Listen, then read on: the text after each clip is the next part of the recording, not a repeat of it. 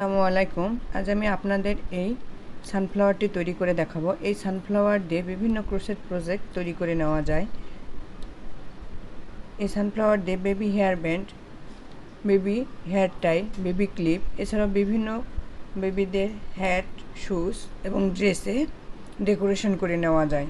তো চলুন আজ এই আর্ট পাপড়ির সানফ্লাওয়ারটি তৈরি করে নিই। তো প্রথমে এই মিডিলের কাজটি করার জন্য আমি এই সুতাটি নিয়েছি। তো আমি এখানে সামারিয়ান সুতা দিয়ে কাজটি করব। আপনারা চাইলে যে কোনো সুতা দিয়ে কাজটি করে নিতে পারেন। আর এই মিডিয়াম থিকনেসের সামারিয়ান সুতাতে কাজ করার জন্য আমি এখানে 1.16 মিলিমিটার হুক নিয়েছি। তো আমি প্রথমে এখানে একটি ম্যাজিক সার্কেল তৈরি করে নিলাম। এরপর এখানে আমি 3 চেইন স্টিচ তৈরি করে নেব। তো 3টি চেইন স্টিচ সমান একটি ডাবল ক্রোশেট কাউন্ট করে নেব এবং এই রিংয়ের মধ্যে আমি 8টি পাপড়ির জন্য 16টি ডাবল ক্রোশেট তৈরি করে নেব।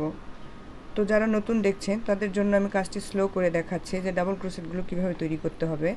তো হুকে একবার সুতা পেঁচিয়ে নেব।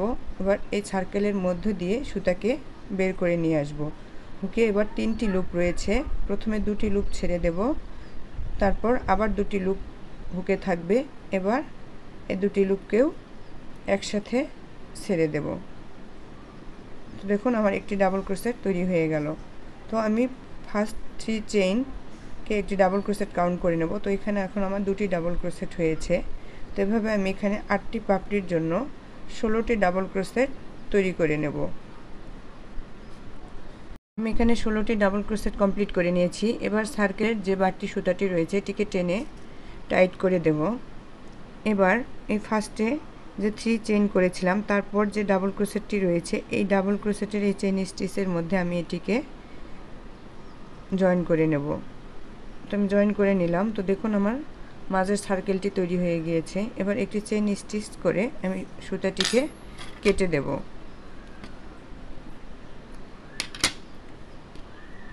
তো দেখুন আমার সানফ্লাওয়ারের মাঝের অংশটি তৈরি হয়ে গিয়েছে। এবার আমি পাপড়িগুলো তৈরি করব। আর এই পাপড়িগুলো তৈরি করার জন্য আমি ইয়েলো কালারের সুতা নিয়ে নেব। আমি সেম থিকনেসের ইয়েলো কালারের সুতা নিয়ে নিলাম। তো আমি প্রথমে একটি স্লিপ নট তৈরি করে নেব।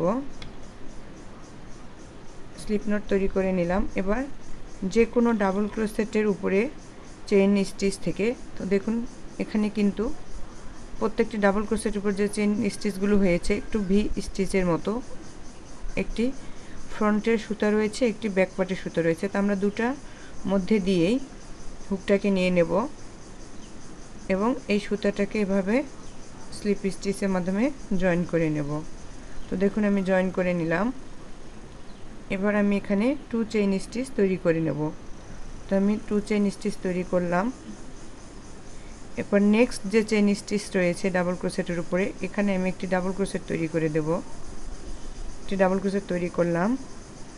সেম লুপে আমি একটি ট্রিপল ক্রোশেট তৈরি করব। আর ট্রিপল ক্রোশেট তৈরি করার জন্য আমি হুকে 2বার সুতা পেঁচিয়ে নেব এবং সেম লুপ থেকে আমি হুক নিয়ে সুতা টেনে আনব।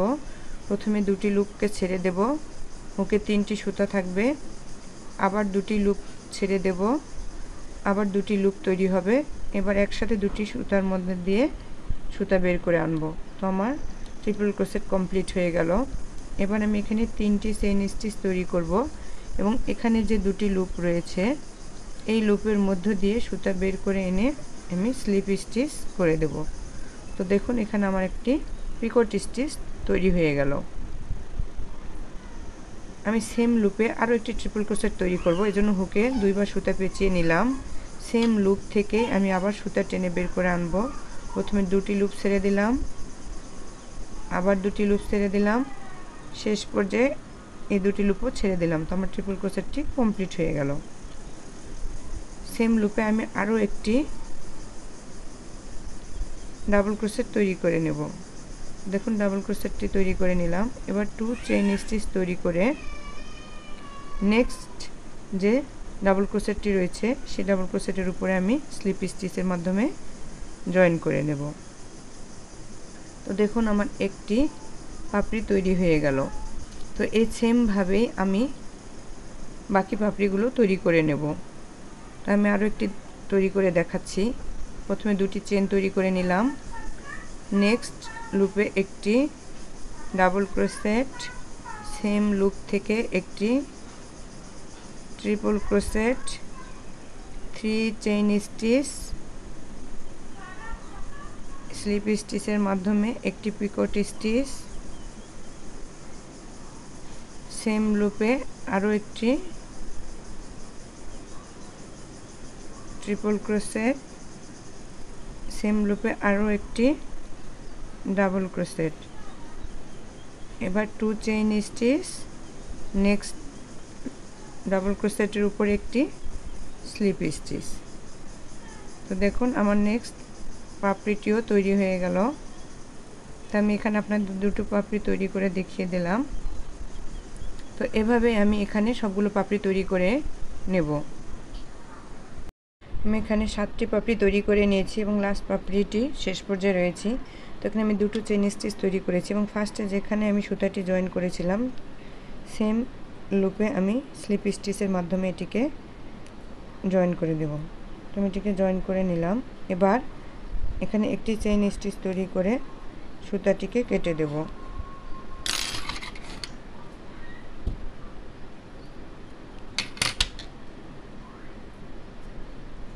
তো দেখুন আমার 8 পাপড়ির সানফ্লাওয়ারটি কমপ্লিট হয়ে গিয়েছে।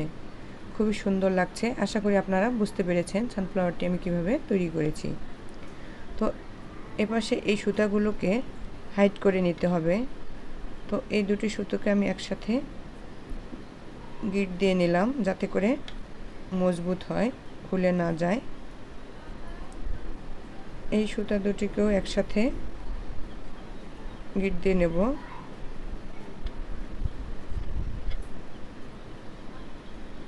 এবার এই সুতাগুলোকে এভাবে স্টিচের মধ্যে দিয়ে হাইড করে দিতে হবে।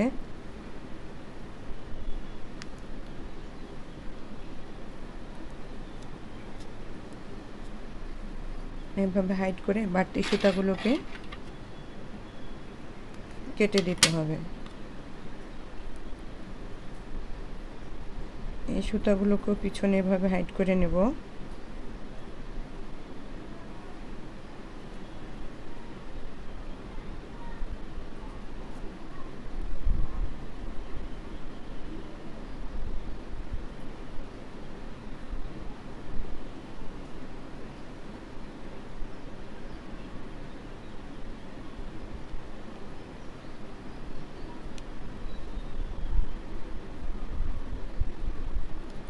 আপনারা চাইলে সুচের মাধ্যমেও এই সুতাগুলোকে হাইড করে নিতে পারেন।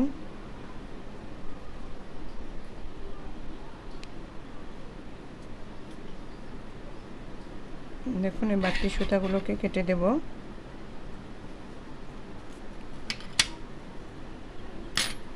একদম পুরোপুরি আমার সানফ্লাওয়ারটি তৈরি হয়ে গিয়েছে। তো আজ এ পর্যন্তই। ভালো থাকবেন সবাই। আল্লাহ হাফেজ।